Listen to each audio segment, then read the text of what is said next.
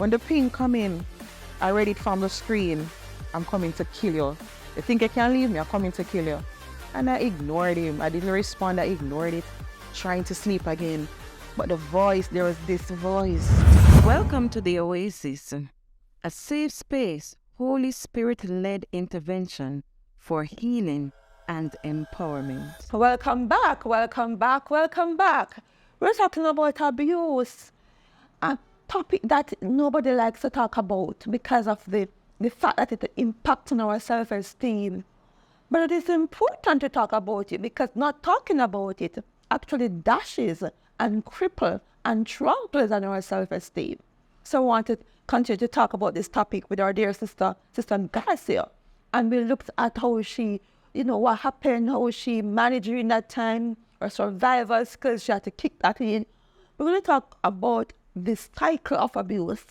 The cycle means that, the person will be nice and calm and things going fine, and then this attention builds up. Then there's an abusive action, and then he comes around with this nice loving thing. Oh, I'm so sorry, I never meant to. It's because I was angry and I had a bad past, and then things settle down, and then it goes around and around. So, Sister Garcia, talk to me about the cycle. Did you find yourself in a cycle? Yes, I definitely did.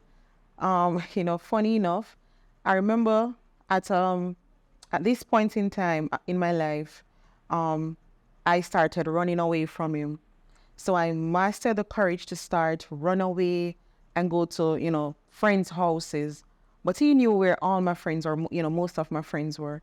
So each time I would, up and leave, he would come back, tell me he's sorry. At one point he said, boy, the devil really working on me in a G, and I'm so sorry, and please take me back. And for some strange reason, I would feel sorry for this man.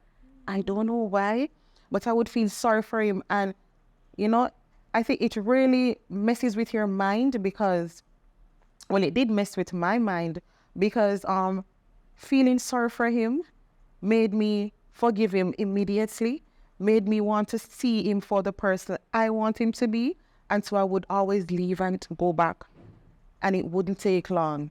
Then the abuse would start again. Cycle. And then I would leave again and he would call me. And when I would block his number, he would use, different numbers to call me and beg me. And, his friends would be begging on his behalf and say, give him another chance. And because he was the only one I knew also, I would always feel sorry for him and go back. As a cycle of abuse. Yeah. And many of us find ourselves in that cycle because that is what keeps the abuse going. Yeah. What about the effects of abuse on you? I know you spoke about you were in denial, you were fearful, you had social withdrawal because you were not able to socialize with your friends. Mm-hmm. That's just a few of them. Tell me about your experience with what are some of the effects it has had on you. Did you feel any sense of depression or suicidal thoughts? Many times. I think depression stayed with me the longest. Okay. Yes, it reached a point where, it reached a point where I used to hear voices. I used to hear voices telling me, waking me up in the middle of the night, telling me, go kill yourself. Voices telling me to slit your wrist, and I used to attempt it, trying to cut my wrist because I just want to die. Voices even telling me at one point to kill him in his sleep, Voices telling me that, listen, you're no good. Voices telling me that this is what you are, this is where you will be, and you will never amount to anything. Voices telling me that, indeed, you're ugly, you're of no value, you're of no use. These things plague me so much that I even used to believe it. Yes. Voices telling me that, listen, God can't help you. Yes, even when I try to pray, I would mumble so much. I can't get the words out of my mouth. And then I would listen to the voices that said, say God not listening to you, not knowing then that my tears alone were enough prior to God. So each time I would try to pray and I would be lost for words, then there would be the voice coming in my ear, Garcia, get up, God done with you, and to make it even worse, I would be on the road, or, at one point, so I was working at some point. I started working, and I had some coworkers who, some of them were so mean to me. And it's like they were in joining chorus with those boys. You know, you're so ugly. And she can't go anywhere. And I said, the man what she have him would beat her. And it was so embarrassing. Yes.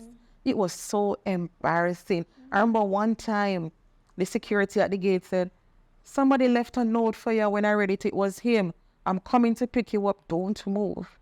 And I knew the security read it because it wasn't enclosed nor anything. So yeah, I felt so trapped in a life where I couldn't get out. Generally, in an abusive situation, there is a sense that you are trapped and there's no escape route. Sometimes you start to think about how to map your route out, but you have a little or no resources or support to be able to map that route out. And it affects, as you mentioned, your low self-esteem. And talk to me about, I know you spoke about it, but in terms of your low self-esteem, how did that impact on you? I mean, daily, especially when you had to go to work. Right. So, number one, I didn't feel pretty. I never used to smile. You couldn't get me to smile. People would always think that I'm at war with someone, when really I was at war with myself and my situation. So I never smiled. I never talked much. It's funny because I was working in a call center where you have to talk. But outside of my job, you wouldn't get me talk. I never had friends because having friends meant that they would have at least known some of what was happening, and what was happening at the time was so embarrassing to me. I didn't want no one else to know. So I didn't have friends, you know. I was a loner and not shy, but I refused to even to be out there. So even when he would still pull me with him to be on the street and stuff like that, I just felt lost. Yeah, I felt lost. And I got so used to being at home so much to the point where being out made me feel as if I was lost. Yeah. How did you become an overcomer? Because we don't call it survivor. I believe it's something that you have overcome and become you now, taking control of you. How you got here? All right, so this was massive. So remember I spoke about, running away. He would find me back, bring me back home, and the cycle would continue until one day, this day, I decided that enough was enough. And I remember I had a dream, Sister Althea, and I dreamt that I was in this pond of water. It was very dirty. And I was standing in the water. But the water didn't catch me, didn't touch me or anything, because I was wearing knee length, like water boot. Yeah, so the boat stopped at my knees, and I was standing in the water, and I couldn't fathom the meaning of the dream. But, I am one of those persons who love to go to old time people, ask some of those old proverbs and stuff. And my grandma at the time, I went to her and I was explaining the dream, and she said, I don't know much, I don't know, but I know that they say dirty water is, danger, disgrace, embarrassment. And she said, but you were wearing the shoes in the dream. And I said, yes. And she said, something is going to happen to you, but whatever it is, it's not going to overcome you, but you're going to be in trouble. And I said, okay, that was the small amount of faith that I needed.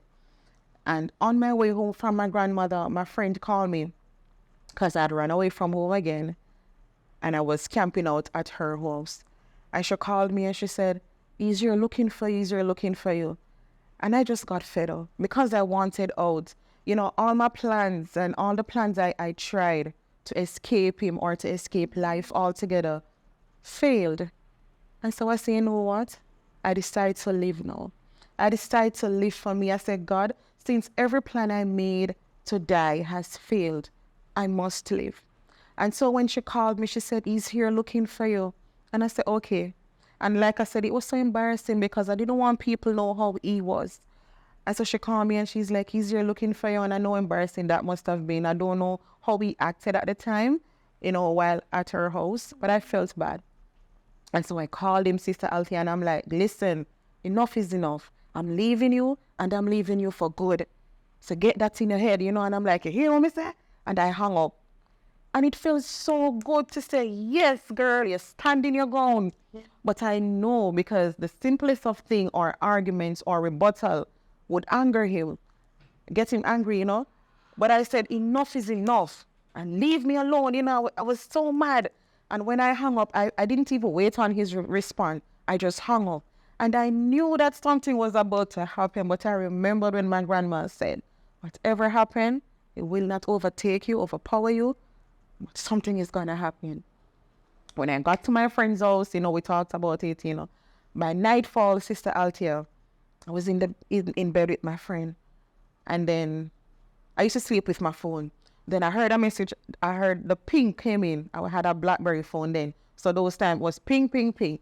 When the ping come in, I read it from the screen. I'm coming to kill you. You think you can leave me? I'm coming to kill you. And I ignored him. I didn't respond. I ignored it, trying to sleep again. But the voice, there was this voice. His voice makes a difference, The voice that said to me, run. That's all kept ringing in my head, run. And I ignored the voice perhaps twice. But the third time, the voice didn't just speak to me. It lifted me up off the bed and say, run. And I got up off the bed. My friend fast asleep. I got up and I ran to the back door. I took my time and unbolted her back door.